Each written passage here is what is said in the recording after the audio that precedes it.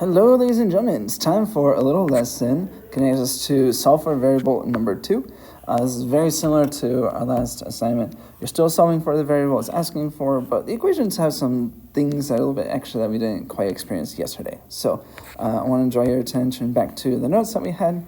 You can add variables, you can subtract variables, you can divide, you can multiply. It's just you can't compute with them because you don't know what values are. So it's the same kind of process as solving like normal, but you just can't do that. And so as a recap here, so if I want to solve for a here, well, I got subtract m and I got subtract b, so I can add m on both sides.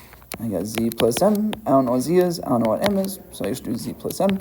And I can add b as well. And so I got z plus m plus b equals a. And I have solved for a.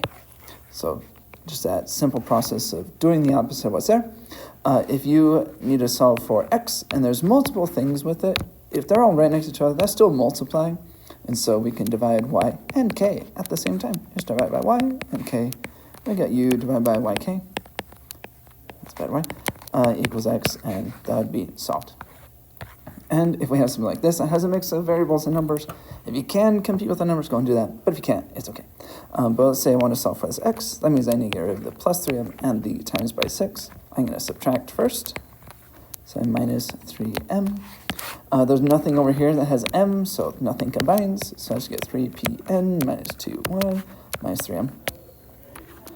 And then over here on the left, I still got 6x, which is 6 times x. So I'm going to divide everything by 6. And when you divide, you're dividing the sides, so make sure you put it under the whole thing. So now I got 3pn minus 2y, minus 3m, all divided by 6, and nothing simplifies, so that's it. Okay, so it's meant to be a little review of what we did previously. But let's jump to solving for variable number 2. We're going to look at a few of these. So let's start with number 6 and kind of notice what things are different. We need to solve for e, which is timesing by 2, and it's dividing by v squared. So in the solving here, I like to get rid of what's on bottom first, and then what's next to it, though you can do it in a different order. I'm going to start by timesing by v squared. Times by v squared. Get rid of that circle there. V squared times m is just v squared m. And over here we got 2e. I can divide by 2. I don't know why the e is a long middle part. And you can divide both sides by 2. So I get v squared m divided by 2 equals e. And problem's over. So yeah, if it has something on the bottom, you can just times by it and it gets it out of the bottom. Okay, let's jump to much later where it's got some more things like that. Let's look at 20 and then we'll look at 15.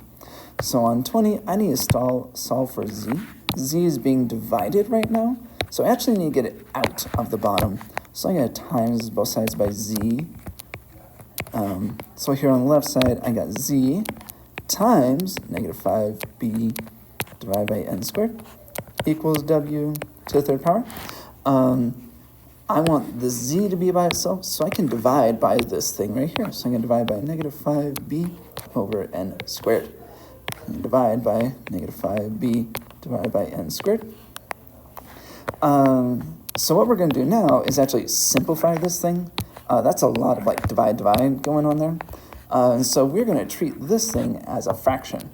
To divide by a fraction, you might have heard like keep, flip, multiply, or multiply by the reciprocal, those kind of things you might have heard in the past.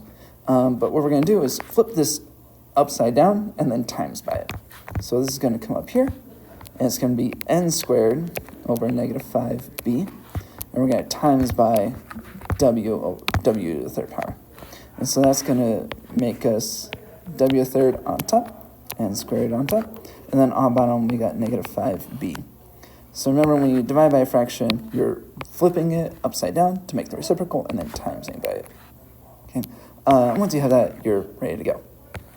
So let's look at 15 and use this idea of the reciprocal to help us out a little bit. So I need to solve for this thing. Well, I got two things over here. I got 4/3 and pi. You can divide by 4/3 pi all at once. 4/3 pi.